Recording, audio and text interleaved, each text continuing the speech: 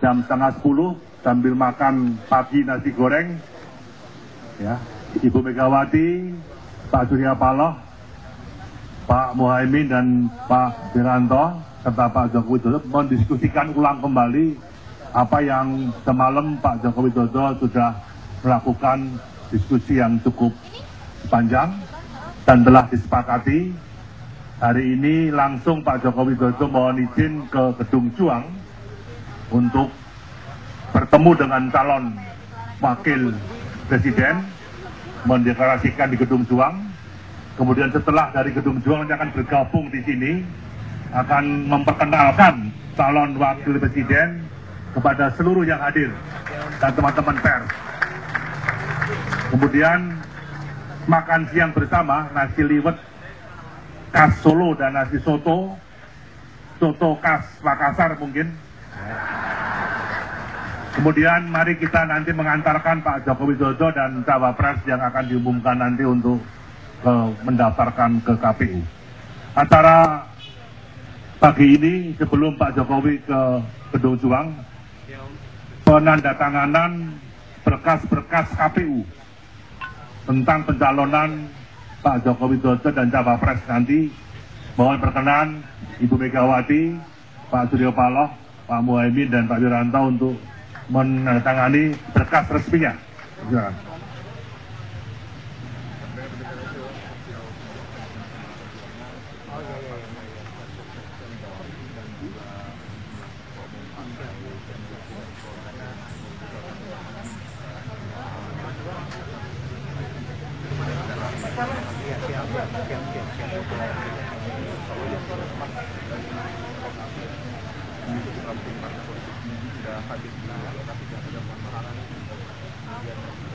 Mohon berkenan Bapak Surya Paloh untuk menandatangani juga. Ada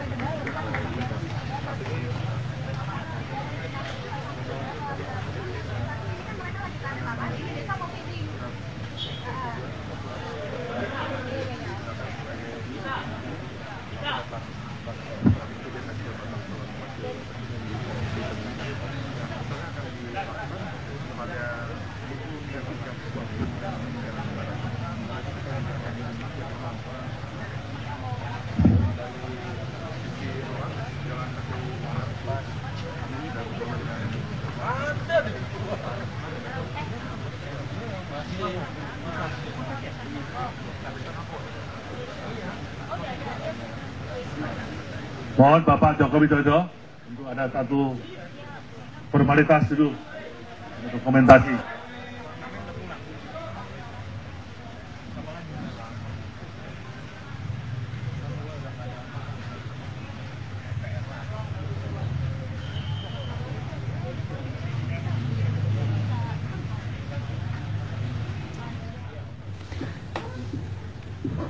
Saat ini Anda tengah menyaksikan bagaimana gambaran suasana di kediaman Megawati Soekarno Putri di Jalan Teguh Umar, Jakarta. Dan ini adalah detik-detik di mana para ketua umum yang mengusung pasangan Joko Widodo dan juga dikabarkan wakilnya dari Yusuf Kala tengah menandatangani berkas. Sedikit gambaran persyaratan yang harus dipenuhi untuk mengusung bakal calon presiden dan juga bakal calon wakil presiden adalah 20% perolehan kursi DPR RI ataupun 25% perolehan suara pemilu legislatif April lalu. Saat ini Anda tengah menyaksikan Ketua Umum Partai Kebangkitan Bangsa Muhaimin Iskandar juga tengah menandatangani berkas. Kita sambil berbincang dengan Mas Hanta. Mas Hanta, akhirnya terjawab sudah. Yusuf Kala ya? Yusuf Kala, meskipun secara resmi Pak Joko Widodo tidak menyampaikan kepada media, tapi rata-rata tadi hampir semua ketua umum partai pengusung Jokowi sudah menyampaikan wakilnya adalah Yusuf Kala. Ya, ternyata akhirnya memang Yusuf Kala di antara nama-nama yang sebelumnya ada Mahfud MD, Abraham Samad, terakhir yang kuat itu Abraham Samad dan Yusuf Kala. Dan pertimbangan bagi PDIP memang kemarin kalau saya melihat ada pertimbangan pertama, Pilpres 2014 ini sangat kompetitif, berbeda dengan SBY di 2009 yang saat itu cawapres tidak begitu menjadi variabel penting karena itu dipilih Budiono karena sangat kuat menjelang Pilpres elektabilitasnya 70%. Ketika dulu kita berbicara siapa calon presiden yang sekarang tampaknya siapa calon wakil presiden itu lebih penting juga. Adalah cawapresnya dan ternyata dipilihlah Yusuf Kala menurut saya karena pertimbangan tadi kompetitif. Prabowo dan Jokowi ini semakin dekat kan jaraknya sehingga dibutuhkan figur-figur yang bisa mendongkrak itu.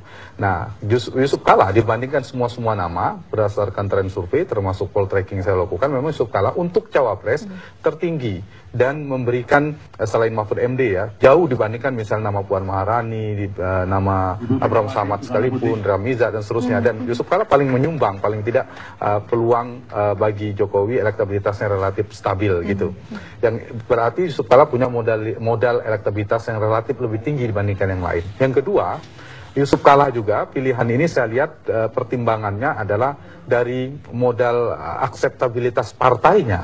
Itu paling banyak irisan paling mungkin munculkan ada Yusuf Kala. Yang sekarang misalnya selain PDIP mungkin dengan Ibu Mega tidak ada secara historis ada hambatan komunikasi ya. Nah, dengan Nasdem kemudian PKB, kemudian belakangan Hanura, itu Yusuf Kala relatif diterima. Hanura dulu pernah berkoalisi, JK Wiranto 2009 yang kemudian kalah. Kemudian di PKB, satu di antara 3 nama yang disebut oleh PKB. Nasdem bahkan tunggal satu-satunya menyebut nama Yusuf Kala. Sehingga dibantu oleh modal politik semacam itu. Yang ketiga, Yusuf Kala juga unggul dalam konteks punya modal sosial yang relatif unggul dibanding yang lain. Dia bisa berkomunikasi terutama dengan kelompok Islam yang sebenarnya menjadi titik kelemahan tanda petik dari kubu Jokowi ini. Karena itu dengan Yusuf Kala mungkin dia punya modal sosial ini kemudian untuk membantu ke sana.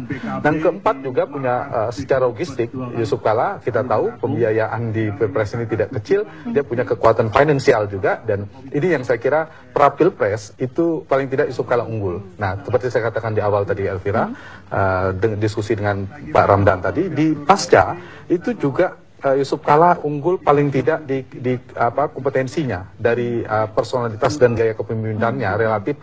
Saya pernah melakukan survei 330 profesor dari berbagai provinsi di seluruh Indonesia juga unggul paling tidak Yusuf Kala. Tetapi satu yang menjadi tantangan penting dan catatan saya adalah gaya kepemimpinan Pak Yusuf Kala ini berpotensi. Kebetulan dulu saya menulis buku Presidensialisme Setengah Hati dan satu poin terpenting dari Yusuf Kala dan SBY adalah terjadinya disharmoni antara presiden dan wapres karena dominan. Sebelum dilanjutkan gitu, kita akan menyimak dulu bagaimana pemaparan dari Pak Wiranto, Ketua Umum Partai Hanura. Halo, Pak Muhaimin dan segenap sekjen ya, partai-partai yang tergabung pada kebersamaan kita pada pagi hari ini. Teman-teman wartawan berbahagia. Syukur alhamdulillah pada pagi hari ini kembali kita menggelar satu acara yang sangat penting mengenai kebersamaan dari berbagai partai politik yang punya nafas perjuangan yang sama. Seperti diketahui bahwa tanggal 6 Maret yang lalu saya sebagai Ketua Umum Partai Hanura melakukan satu kegiatan organisasi partai yang disebut dengan Rapat Pimpinan Nasional. Singkat sekali, hanya 3 jam selesai. Tapi kesimpulannya adalah bahwa seluruh formatur, seluruh perwakilan dari Partai Hanura dari seluruh Indonesia telah memberikan mandat sepenuhnya kepada Ketua Umum untuk melanjutkan lobby-lobby politik dengan tokoh masyarakat, juga tokoh-tokoh partai politik, terutama dengan para pimpinan partai politik. Dan kemudian juga memberi mandat untuk Ketua Umum memberikan keputusan mau kemana Partai Hanura untuk berlabuh dalam melakukan kebersamaan perjuangan selanjutnya.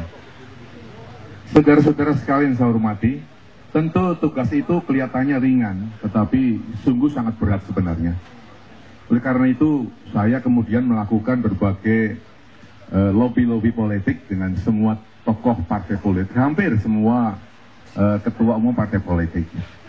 Nah, dari berbagai lobby itu, maka kemudian saya simpulkan begini, bahwa mandat yang diberikan oleh forum Rapimnas Partai Hanura adalah kalau 5 tahun yang lalu Partai Hanura sudah masuk dalam kelompok penyeimbang di luar partai-partai segap pendukung pemerintah, maka kali ini Partai Hanura bertekad untuk mengambil bagian dari pemerintahan baru,